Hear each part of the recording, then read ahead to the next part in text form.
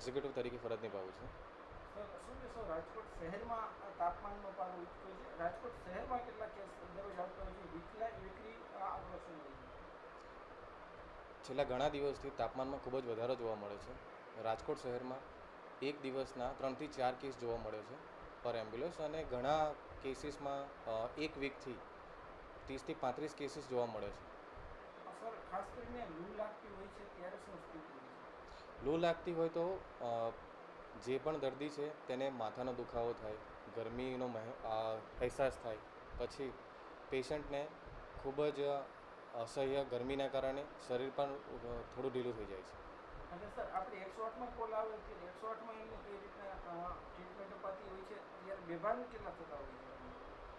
બેભાન થવાના ચાન્સીસ બહુ ઓછા છે, પણ જો શરીરમાં પૂરતા પ્રમાણમાં પ્રવાહી નહીં લીધું હોય અને શરીર આવા ગરમીના માહોલમાં જો વધારે પ્રમાણમાં બહાર નીકળેલા હશે તો આ પ્રશ્ન બની શકે છે. સર જે તો 108માં જ્યારે તેમને લઈ જવામાં આવતા હોય ત્યારે તેમને જે તે દર્દીની શરીરની કન્ડિશન શું હોય છે, શું પરિસ્થિતિ હોય છે? જે દર્દી હશે તેમને માથાનો દુખાવો રહેશે, શરીરમાંથી પ્રવાહીનું પ્રમાણ ઓછું થઈ ગયેલું હશે. ઘણા પેશન્ટને દર્દીને ORS અને પાઇન્ટ ચડાવીને તેને હોસ્પિટલાઇઝ કરવામાં આવે છે ઓક્સિજન સાથે.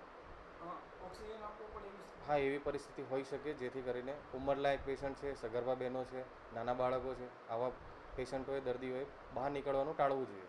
અને ઓક્સિજન સર કેવી કન્ડિશનમાં આપવામાં? ઓક્સિજન જેવી કે તાપમાનમાં વધારો થઈ ગયો શરીરમાં, અને શરીરમાં જો વધારે ગરમી થઈ ગઈ હશે તો પ્રોબ્લેમ થઈ શકે, ઓક્સિજનની જરૂર પડી શકે તો.